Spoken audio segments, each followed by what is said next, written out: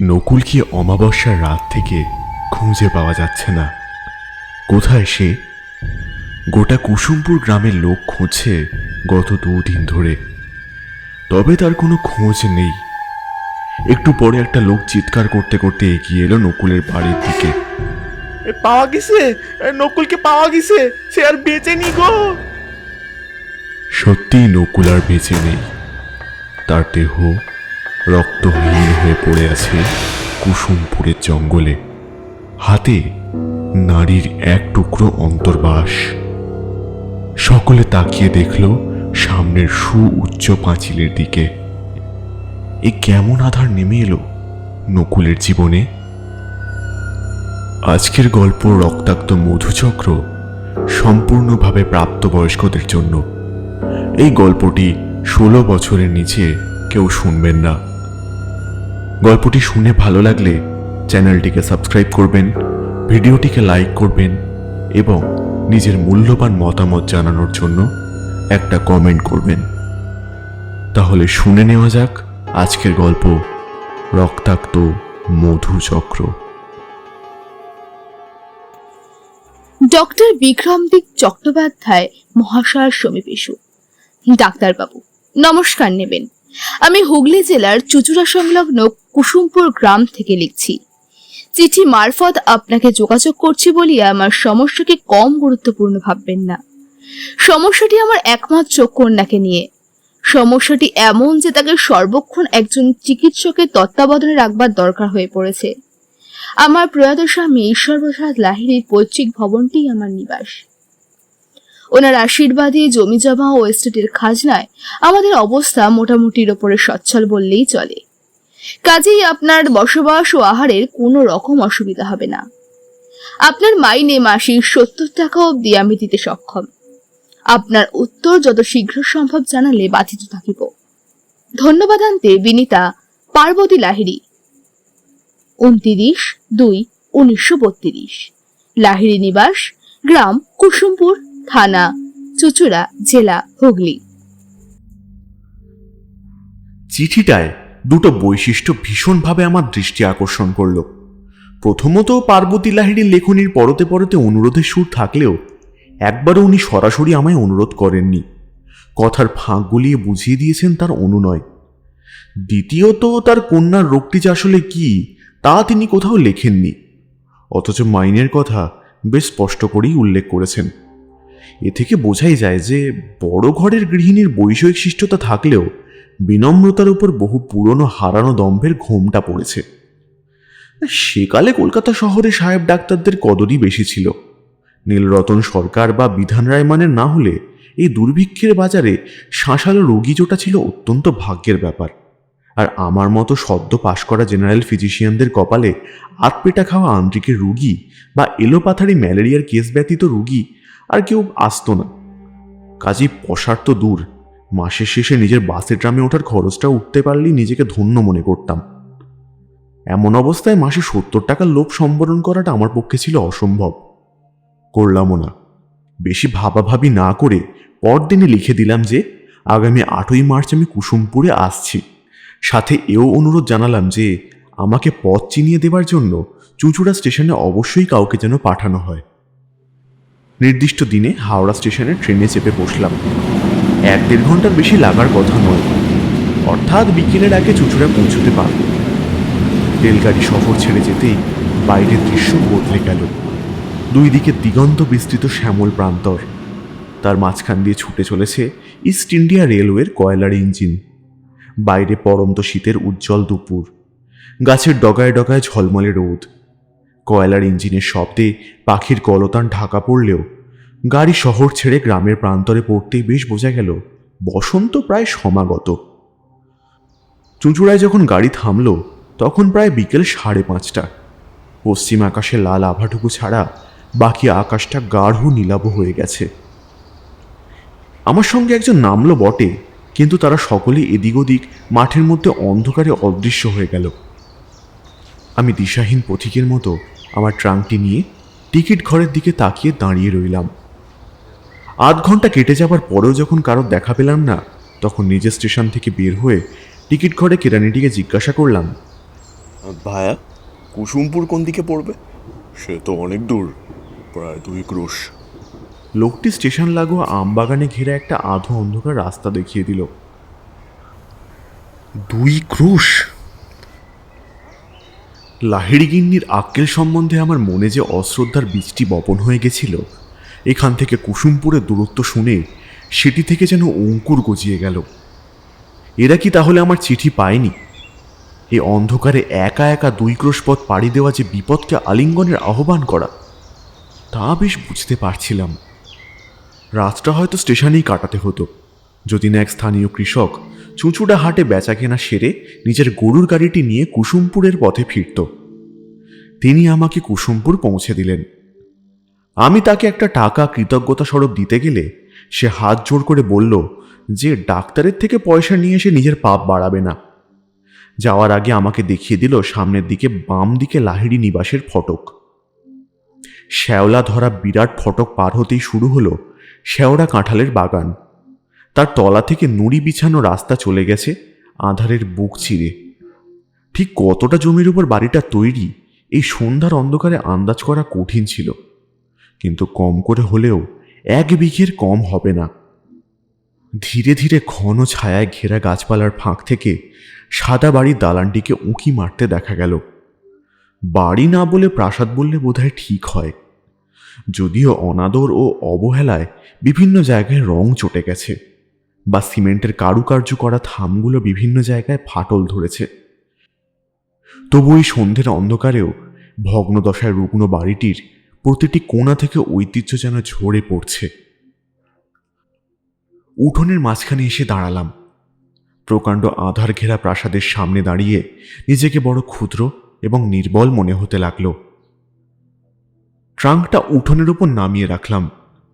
এরা কি কেউ বাড়ি নেই, নাকি আমি আসব সেই আশা করেনি? ঝিঁঝি ডাকতে আরম্ভ করেছে ঝোপের ভিতরে। আকাশে দিনের আলোর শেষ রেশটুকু মুছে গেছে। মনে মনে ভাবলাম যে একবার হাঁক দেওয়াই যাক না। গলা বাড়িয়ে হাঁক দিতে যাব এমন সময় বারান্দার কোণে একটা টিমটিমে আলো দেখতে পেলাম।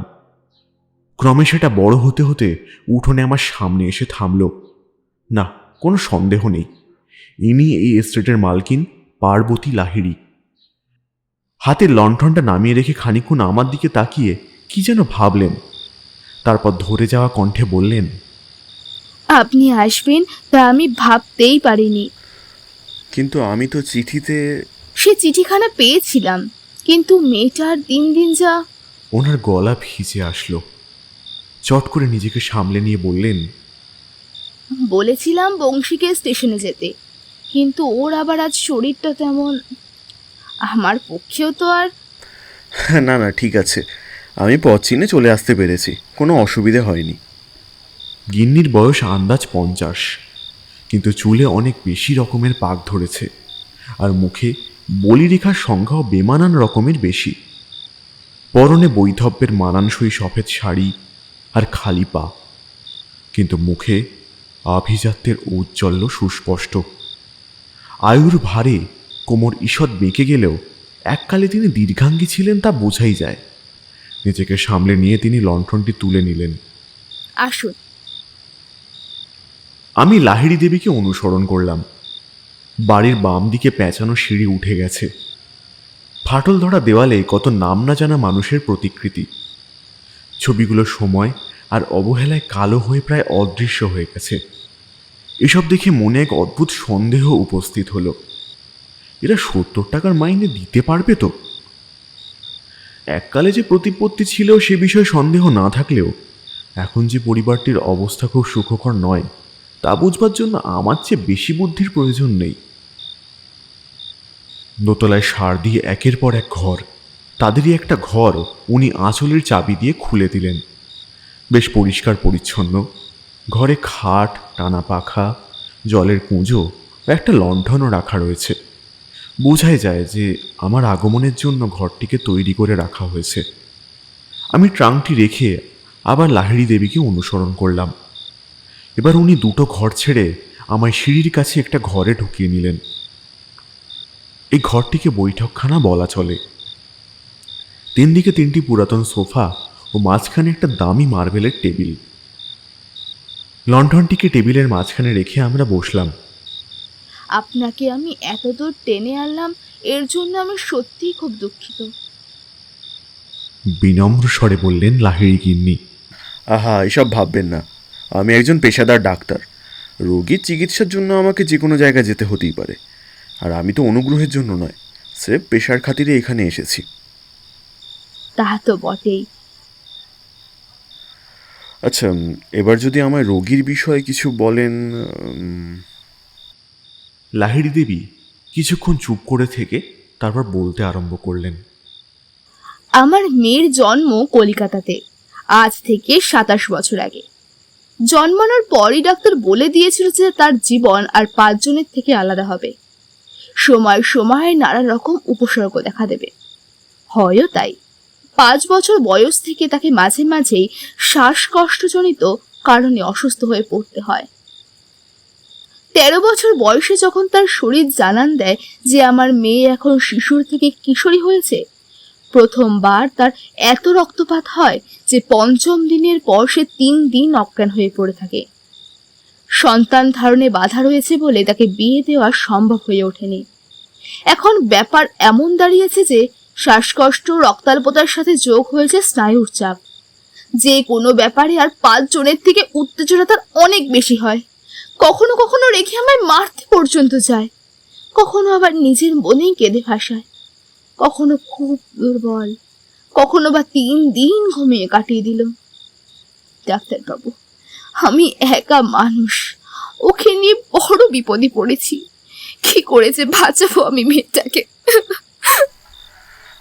শান্ত হন। অমূলক উত্তেজনা বা মূর্ছইন তো হরমোনের কারণে হয়ে থাকে। আর স্ত্রী রজজনিত অসুবিধা থাকলে হরমোনের তারতম্যে গোলমাল হওয়ার সম্ভাবনা প্রবল।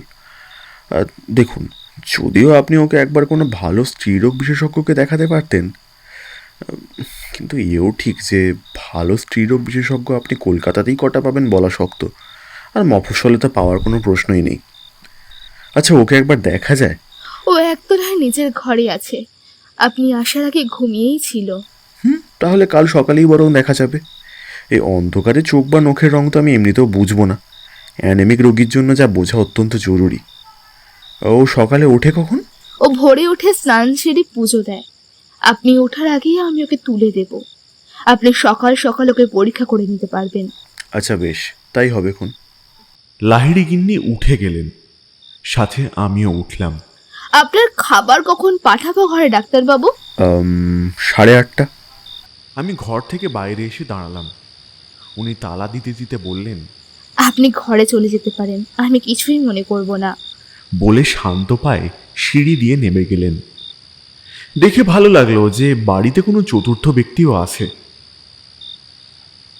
কাঁটায় কাঁটায় 8:30টার সময় আমার ঘরে কাঁসার থালায় খাবার নিয়ে আসলো এক অতি বৃদ্ধ ভৃত্য। তোমায় তো আগে দেখিনি। আমার কথায় ভৃত্যটি কোনো রকম উত্তর দেওয়া তো দূর, তার সামান্যতম অভিব্যক্তির পরিবর্তনও ঘটল না। এমনকি সে আমার দিকে মুখ তুলে একবার তাকালো না পর্যন্ত। আমার মনে হলো সে হয় চোখে কম দেখে, না হলে কানে কম শোনে, বা দুটোই। দামি চালের ভাত, বিউলির ডাল আর টাটকা কাতলা মাছের ঝোল খেয়ে শীতের অনুভূতি গায়ে মেখে অচেনা জায়গাতেও বেশ ভালো ঘুম হলো। যখন চোখ খুললাম তখন প্রায় সকাল 6:30। পাশের কলঘরে গিয়ে চোখে মুখে জল দিয়ে বারান্দায় এসে দাঁড়ালাম। শীতের মরা রোদে বাগানটা ঝলমল করছে। দূরে পশ্চিম দিকে ঠাকুরঘর, আর তার সামনে আমার চোখ হঠাৎ আটকে গেল। আগাম বসন্তের এক ঝলক হাওয়া যেন আমার চোখে মুখে ঝাপট লাগিয়ে দিল। ঠাকুর ঘরের সিঁড়িতে ফুলের সাজি হাতে দাঁড়িয়ে আছে একটা মেয়ে, গায়ে আধ ভেজা ফিনফিনে শাড়ি, যা তার সিক্ত পিঠের উপর স্থানে স্থানে চেপে বসেছে। মুখখানি যেন এক টুকরো হিরে, গালে ও চিবুকের কাছে অল্প মেদের ছোঁয়া আছে। ঠোঁট দুটো ভরাট ও পিচ্ছিল, যেন জগতের সব রস ওই গোলাপি মাংসখণ্ড যুগলের অন্তরে ঠেসে ভরা। চোখের পাতাগুলো অত্যন্ত লম্বা, ভিজে চুল খানিকটা কাঁধের উপর থেকে সামনে এলিয়ে তার ভরাট স্তনের উপর পড়েছে। তার গভীর খাঁজের ভিতর আটকানো ভিজে কাপড়ের টুকরোটি যেন বিশ্বের সবচেয়ে সৌভাগ্য নিয়ে তৈরি হয়েছে। কোমর আর পেটের ভাঁজের উপর দিয়ে জলের ফোঁটাগুলো আলতো করে গড়িয়ে পড়ছে আর স্থান পাচ্ছে আবৃত নাভির কাম গহ্বরে। তার শরীর যেন যৌবনে ঠাসা কোনো এক অজানা স্বর্গ, যা শুধু বিমোহিত নয়, পুরুষকে কাম উন্মাদ করে সহাস্যে মরতে বা মারতেও বাধ্য করে। পলকে ভুলে গেলাম যে আমি একজন চিকিৎসক, ভুলে গেলাম আমার সেবা ধর্মের শপথের কথা। আমার 24 বছরের যৌবন যেন উদ্বেলিত হয়ে উঠল। শিরায় শিরায় রন্ধ্রে রন্ধ্রে সবকিছু যেন অনুভব করতে পারলাম। রমণী ধীর পায়ে উঠোনে ভিজে পায়ের ছাপ ফেলে বারান্দায় উঠে গেল। আমি অনেকক্ষণ সেই দিকে তাকিয়ে থেকে সরে আসলাম। মেডিকেল কলেজে শোনা একটা কথা আমার মাথায় ঘুরে ঘুরে আসতে লাগলো। রোগী আর ডাক্তারের সম্পর্ক মোটর আর মেকানিকের মতো। এতে অনুভূতি নেই, চেতনা নেই, মমতা নেই, আছে শুধু সেবা ধর্মের প্রতি নিষ্ঠা। মনের কোনায় অন্তর্যামী লামপট্ট যেন হেসে মনে করিয়ে দিল, সেবা করতেই তো আমার এখানে আসা। এমন এক রোগীর সেবা 1-2 দিন ধরে নয়, দিনের পর দিন, রাতের পর রাত আমি করে যাব। কেউ ভুল বুঝবে না, কেউ দোষ দেবে না। ডাক্তার বলে কথা। আমার ঠোঁটের কোনায় খেলে গেল একটা পৈশাচিক হাসি। একতলার পূর্ব দিকের ঘরের দরজায় আলতো টোকা দিলাম। দরজা স্রেফ ভেজানো ছিল, তবু ভদ্রতার খাতিরে টোকা না দিলেই নয়। মেয়েটি দরজা খুলল। সকালে দেখা শাড়িটা ছেড়ে এখন অন্য একটা রাঙা রঙের কাপড় পরেছে সে। শাড়ির রংটা যেন তার অঙ্গে অঙ্গে আগুনের উত্তাপ জাগিয়ে তুলছে। তা যেন যৌবনের পরিপক্কতায় টইটুম্বুর।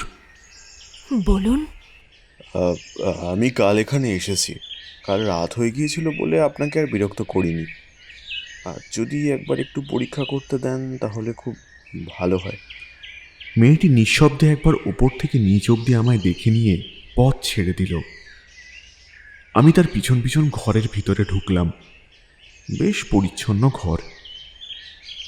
ভেজা চুল ছাড়তে ছাড়তে প্রশ্ন করল মেয়েটা, আপনাকে সকালে চা দিয়েছে? আগে হ্যাঁ, আপনার মা সকালে আমাকে নিয়ে একবার আপনার কাছে আসতে চেয়েছিলেন।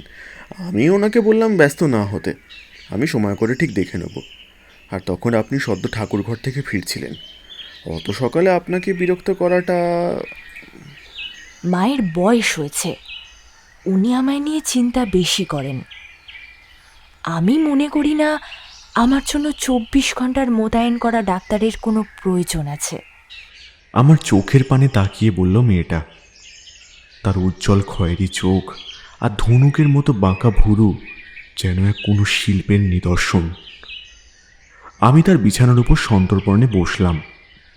তারপর সাহস করে বললাম, আচ্ছা, আপনার নামটা জানতে পারি? মেয়েটা বিছানার ছত্রিতে হেলান দিয়ে দাঁড়ালো। আমার মুখের দিকে তাকিয়ে ফিক করে হেসে জবাব দিল, লোহিতা। আমি একটা লম্বা শ্বাস টেনে বললাম, লোহিতা দেবী, এবার যদি একবার আমায় দেখতে দেন। খিলখিল করে হেসে উঠল লোহিতা। তার হাসি যেন শরদের ঝংকারের মতো পুরনো দেওয়ালগুলিতে প্রতিধ্বনিত হতে লাগলো। থাক না ডাক্তারবাবু, রোগীকে না হয় অত সম্মান নাই বা দিলেন, শুধু লোহিতা বলেই ডাকুন। শোভ। কথাটা যেন ছ্যাঁত করে আমার বুকে ছ্যাঁকা দিল। আমি বললাম, শো। লোহিতা তার দীর্ঘ শরীরটাকে এলিয়ে দিল বিছানায়। চুলগুলো মেঘের মতো বিছানা জুড়ে ছড়িয়ে গেল। তার চোখ ও জিভ দেখে বুঝলাম সে সত্যি রক্তাল্পতায় ভুগছে। হাতের পালস দেখার সময় তার আঙুলগুলো যেন আমার কবজি জড়াতে কেউ জড়ালো না। তার পালস অনেকটাই ঢিমে, সম্ভবত নিম্নমুখী রক্তচাপের কারণে। আমি স্টেথো বার করলাম। বললাম, জোরে শ্বাস নিন।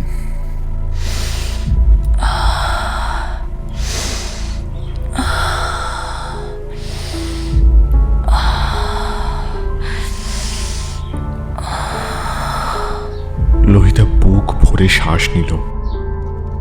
তার প্রাচুর্যে ঠাসা বক্ষদ্বয় উথলে উঠল ঊর্ধ্বপানে।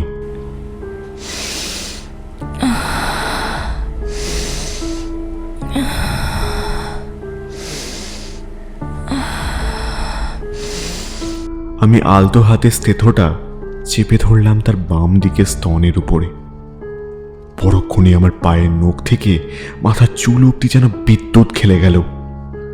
আমার সমস্ত রক্ত ছুটে গিয়ে আমার পুরু সঙ্গে জমা হলো।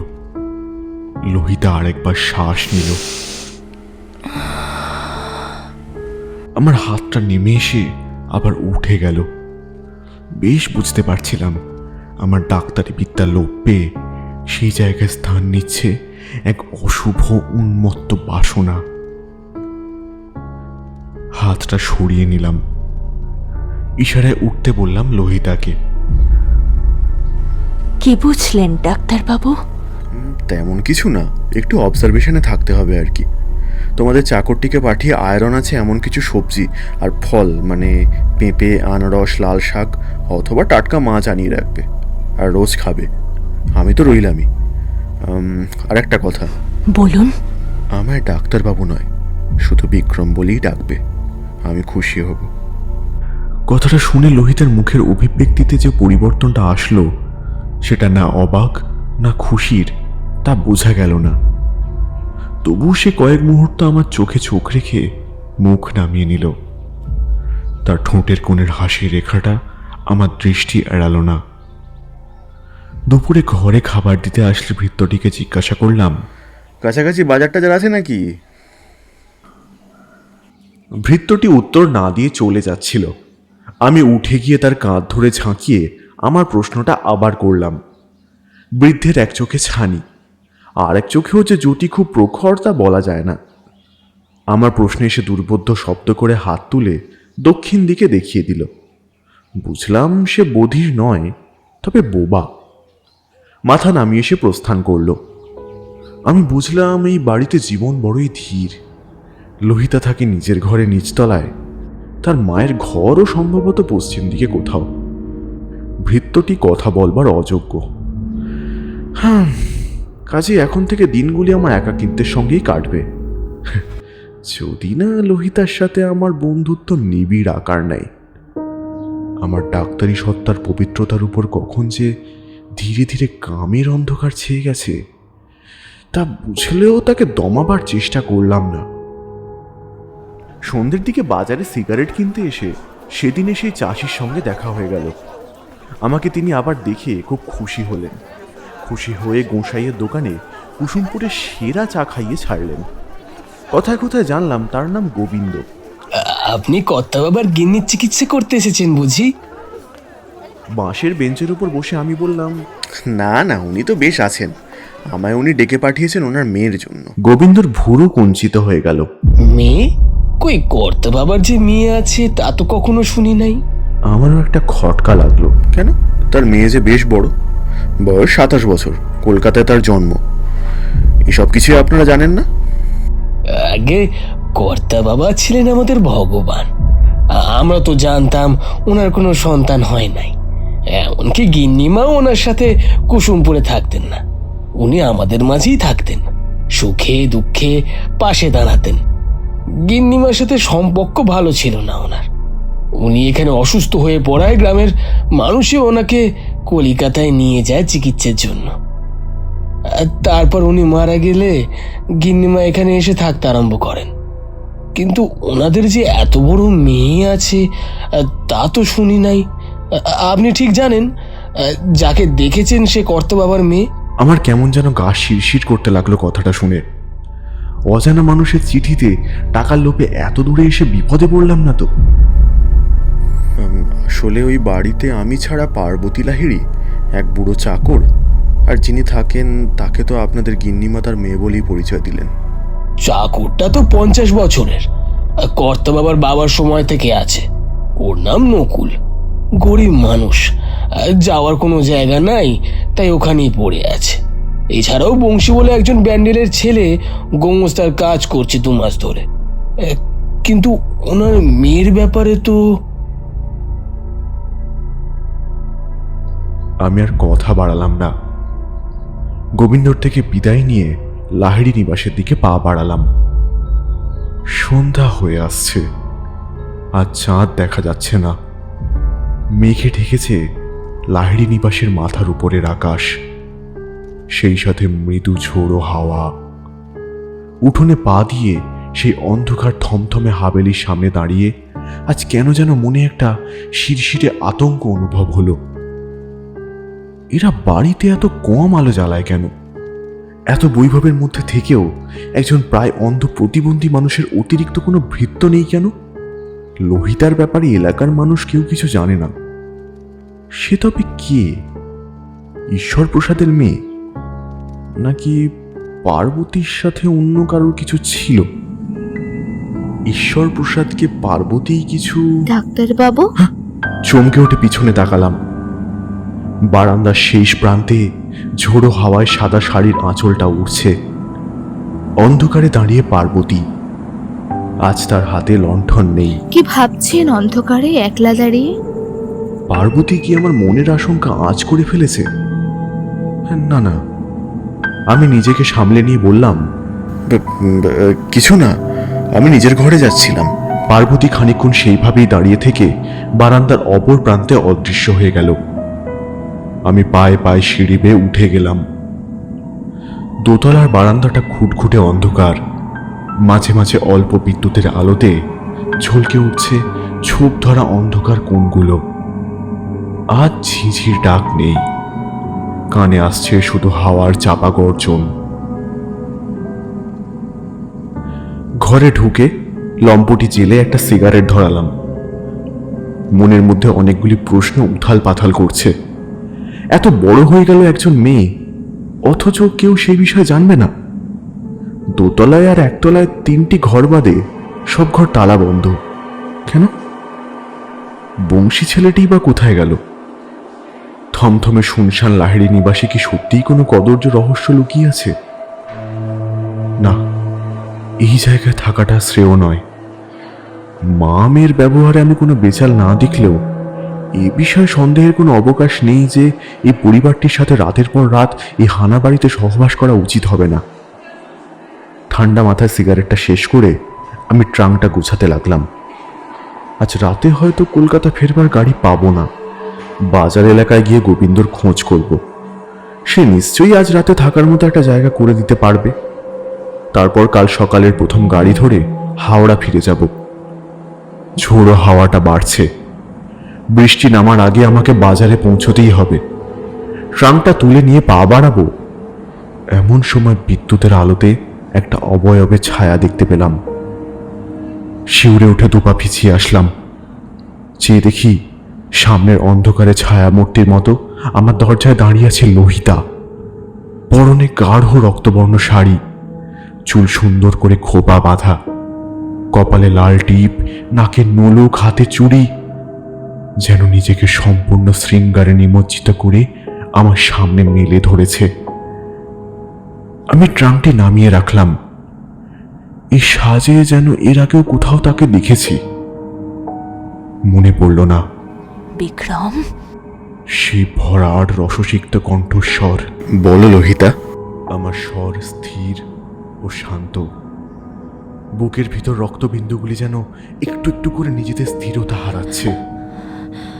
আমার তলপেটের ব্যথাটা আজ খুব বেড়েছে বিক্রম, সেই সাথে শ্বাসকষ্ট। মনে হচ্ছে তোমার রজসময় ঘনিয়ে এসেছে লোহিতা। তোমার এখন বিশ্রাম করা উচিত। বেশি হাঁটা চলা বা সিঁড়ি ভাঙলে রক্তপাত বেশি হবে। লোহিতা আমার পাশে রাখা ট্রাঙ্কটিকে এক ঝলক দেখে পুনরায় আমার দিকে তাকালো। তার হালকা খয়েরি চোখ দুটো স্থির। কপালের উপর এক গোছা চুল এলোমেলো উড়ছে। তুমি চলে যাচ্ছ? হ্যাঁ, আমায় চলে যেতে হবে। লোহিতা পায়ে পায়ে ঘরে ঢুকে আসলো। কিন্তু আমার যে তোমায় এখন দরকার বিক্রম। কুমারী যুবতীর গলায় বাসনার সুর যেন শব্দে শব্দে বৃদ্ধি পাচ্ছে। তার কম্পমান চোখের তারা এখন আমার চোখে ইঞ্চিখানেক দূরে। তার শ্বাসের গন্ধ যেন হাজার পিপে মদের সুবাস, যার নেশায় আমি একটু একটু করে মাতাল হয়ে যাচ্ছি। ঝড়ের শব্দ ছাপিয়ে আমার কানে আসছিল নিজের বুকের ধুকপুকানি। একটা দমকা হাওয়া এসে লম্ফের শিখাটাকে নিভিয়ে দিল, সেই সাথে উড়িয়ে দিল লোহিতার শাড়ির আঁচল। তার উন্মুক্ত পিঠে আমি আমার হাত রাখলাম। শরীর তো নয়, যেন ফুলের কুঁড়ির উপর হাত বোলাচ্ছি। আঙুলের ছোঁয়ায় বুঝতে পারছিলাম আমার স্পর্শে তার নরম পিঠে কাঁটা দিচ্ছে। লোহিতার হাতের আঙুলগুলো পাঞ্জাবির ফাঁক গুলে আমার বুক স্পর্শ করলো। আমার চওড়া ছাতির লোমকূপগুলো দিয়ে যেন বিদ্যুৎ খেলে গেল। ঠোঁটে কামড় দিয়ে চোখ বুঝতেই শ্বাস ফুলে উঠল লোহিতার। মাথাটা পিছন দিকে হেলে গেল আবেশে। আর পারলাম না নিজেকে ধরে রাখতে। নিচু হয়ে লোহিতাকে তুলে নিলাম আমার মজবুত দুই বাহুতে। তারপর শুইয়ে দিলাম তাকে খাটের উপর। উন্মুক্ত হয়ে ছড়িয়ে গেল তার কেশরাশি। পাঞ্জাবিটা খুলে ছুঁড়ে ফেললাম ঘরের কোণে। তার পাশে গিয়ে শুতেই সে উঠে বসলো আমার উপর। তার হাত দিয়ে প্রাণ ভরে স্পর্শ করে নিল আমার সুঠাম কাঁধ, বুক আর হাত। ডান হাতে তার শাড়ি টেনে অনাবৃত করে দিলাম তার বক্ষ। সে আলতো ঝুঁকে আসলো আমার উপর। তার বুক আমার বুকের উপর আর আমার হাত তার মাংসল কোমরে। তারপর আমার কানে ফিসফিস করে বলল, ডাকিনি দেখেছ বিক্রম? ডাকিনি?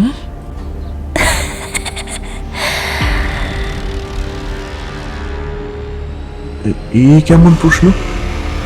হঠাৎ লোহিতার ওজন যেন বাড়তে আরম্ভ করলো। আমার হাত দুটো নিজের কোমর থেকে ছাড়িয়ে সপাটে চেপে ধরলো নিজের দুই হাঁটুর নিচে। লোহিতার হাতে এত জোর আসলো কোথা থেকে? হাসতে আরম্ভ করেছে লোহিতা। গায়ে কাঁটা দিয়ে উঠল আমার। সর্বশক্তি দিয়ে ঝটকা মারবার চেষ্টা করলাম, কিন্তু বৃথা সব চেষ্টা। কান ফাটানো শব্দে বাজ পড়ল, আর ঝলকে যা দেখলাম তাতে ভয় চিৎকার করে উঠলাম। আমার কোমরে চেপে বসেছে এক নগ্ন পৈশাচিক নারী মূর্তি। ঝড়ে তার চুল ঊর্ধ্বমুখে উঠছে। তবে কে? আচমকায় গলা দিয়ে প্রশ্নটা বের হয়ে আসলো। লোহিতা মুখ নামিয়ে আমার মুখের কাছে আনলো। যে ঠোঁটে এতক্ষণ পাচ্ছিলাম নেশালো সুবাস, তা বদলে গিয়েছে গা গুলোনো দুর্গন্ধে। তার বিভৎস খয়েরি চোখ দুটো লোলু দৃষ্টি আমার দিকে। তোমায় যে আমার দরকার বিক্রম। তাজা রক্তের সুধা যে আমায় বাঁচিয়ে রেখেছে ডাক্তারবাবু। গত মাসে বংশী, আর এ মাসে তুমি।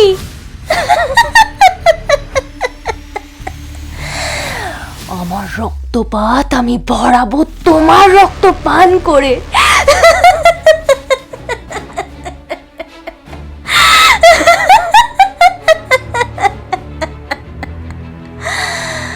পলকে বদলে গেল লোহিতার রূপ। এ কি? এ কাকে দেখছি? আমার বুকের উপর চেপে বসে আছে পার্বতী লাহিড়ী। ভয়ানক, বিভৎস, নগ্ন। আর্তনাদ করে উঠলাম আমি, কিন্তু এই বিশাল ডাকিনীপুরীতে আমার আর্তনাদ শোনার মতো আর কেউ নেই। এবার মনে পড়ল লোহিতার ছবি কোথায় দেখেছিলাম।